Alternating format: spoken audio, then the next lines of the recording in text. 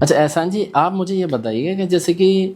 آپ کے مطلب مائنڈ میں یہ مطلب یہ ترک میں کیسے آیا کہ کیا صحیح ہے کیا غلط ہے، مطلب چینجز کیسے آنے چالو ہوئے، تھوڑا اس کا بتائیے گا۔ جی میں بتاؤں گا۔ بات یہ ہے کہ ہم بچپن سے ہی مسلمان کہلاتے ہیں، جیسا کہ مسلمان گھر میں ہم پیدا ہوتے ہیں، یہی چیزیں ایک نارمل مسلمان کے لیے ہوتا ہے اور سبھی یہ سمجھتے بھی ہیں۔ لیکن اصل چیز کیا ہے، ہم جب ہمارے ماں باپ ہمارے بڑے جب مدرسے میں بھیجتے ہیں یا مسجد میں بھیجتے ہیں، کیا اسلامک تعلیم کے لیے، نہ کہ دنیاوی تعلیم کے لیے۔ وہ الگ مائنڈ ہے انسان کا کہ وہ سوچنے لگے کہ بھائی مجھے اپنے بچے کو ڈاکٹر بنانا ہے یا کچھ اور بنانا ہے، تو وہ نہیں دیتا ہے ایسی تعلیم، تھوڑی بہت دیتا ہے باقی چھوڑ دیتا ہے۔ تو یہی چیزیں ہوئی میرے ساتھ کہ ہمارے جو فادر تھے انہوں نے مجھے کوشش کی پڑھانے کی بہت اچھے طرح سے کہ بھائی سے میں عالم بناؤں گا اور اسلامک ویسی دنیاوی تعلیم بھی دوں گا،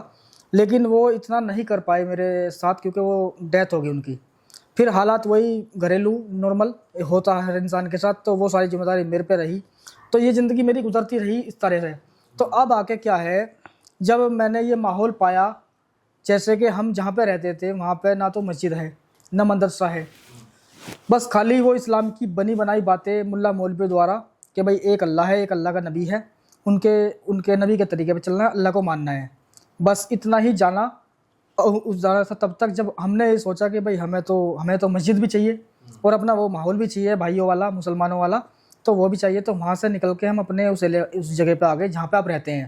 تو وہاں آنے کے بعد جب یہ چیزیں لگی کہ ہاں یار واقعی میں یہ ماحول کچھ اور ہے، وہ ماحول کچھ اور تھا، پھر محبت بنی اسلام کو سمجھنے کی، جاننے کی، کہ اب ہمیں جاننا بھی چاہیے، کیونکہ تبھی تو اچھے فیصلے کر پائیں گے۔ بھائی کم علم کی وجہ سے آپ اچھا فیصلہ نہیں کر سکتے، چاہے وہ اسلام کے حساب سے ہو چاہے دنیاوی بات کے کسی حساب سے ہو۔ تو ہم نے یہی سوچا کہ ہم اچھے سے دین کو سمجھیں اور پڑھیں تاکہ ہم صحیح فیصلہ کر سکیں۔ تو جب میں نے یہ چیزیں دیکھی قرآن کے اندر بھی، اور پھر کچھ ویڈیو ایسی آئی جیسے کہ سلیم بھائی ہیں، ساحل ہے، ایڈم ہے اور جفر ہیرٹک ہے، ان کی بھی ویڈیو سامنے آئی اور انہوں نے یہ چیزیں رکھی اسلام کی نکال کے۔ تو میں نے سوچا یار یہ غلط بول رہے ہیں، میں خود دیکھوں گا اور تب دیکھوں گا اگر اس کے اندر یہ چیزیں لکھی ہوئی ہیں تو میں مانوں گا، اور مانوں گا بھی تب جب میں اپنے عالموں سے اس کے بارے میں جان لوں گا، تب وہ کیا کہتے ہیں میرے عالم کہ یہ لوگ غلط کہہ رہے ہیں اور یہ لکھا ہوا ہے اس طرح سے یہ صحیح ہے،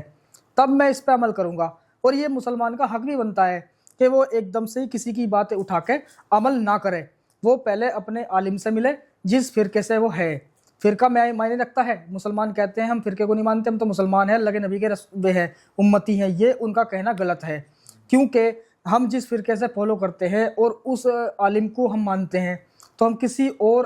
فرقے کے عالم سے مشورہ نہیں لے سکتے۔ ہمیں دیوبندی ہے تو دیوبندی عالم سے ہی ملنا پڑے گا، یہ حقیقت ہے بات۔ تو میرے سامنے جب چیزیں آئی اور میں نے سمجھی، وہ چیزیں لکھی ہوئی دیکھی، ان کے سوال اٹھائے اور حدیثوں میں قرآن کے اندر یہ چیز میچ کی تو وہ لکھی ہوئی تھی بالکل۔ تو مجھے یہ لگا کہ بھائی یہ لکھا ہوا تو ایسا ہی ہے، ہو سکتا ہے یہ جو بول رہے ہیں چینلوں پہ بیٹھ کے یہ غلط سمجھ رہے ہوں۔ تو میں اپنے عالموں کے پاس گیا، ان سے پوچھا کہ جی مجھے وقت چاہیے آپ کا، مجھے کچھ سوال رکھنے ہیں اسلام کے متعلق۔ تو انہوں نے کہا ٹھیک ہے آپ سمے دو ہمیں۔ تو سمے جب دیا میں نے سوال رکھے اپنے، تو حالانکہ سوال رکھتے رکھتے ہی ان کی آنکھیں لال ہو گئی، غصہ آ گیا ایک طرح سے، یعنی کہ نبی محمد غلط ثابت ہو رہے ہیں ان چیزوں سے۔ جب ان کے سامنے چیزیں رکھی تو ان کو عجیب لگا، کہا کہ احسان تم ان چکروں میں مت پڑو، تم بہت اچھے انسان ہو، بہت اچھے سے اپنی عبادتیں کرتے ہو، 5 ٹائم کی نماز پڑھتے ہو اور صحیح سے لوگوں کو سمجھاتے بھی ہو، تو بہتر یہ ہے کہ تم ان چکروں میں مت پڑو، کیونکہ اگر آپ ان چیزوں میں پڑو گے تو آپ گمراہ ہو جاؤ گے، آپ راستے سے بھٹک جاؤ گے۔ نہیں، ایک چیز یہاں پہ میں بتاؤں، صحیح گرو صحیح ٹیچر وہی ہوتا ہے، مان لو کہ شیشیہ یا بچے کے مائنڈ میں جو بھی ترک آ رہے ہیں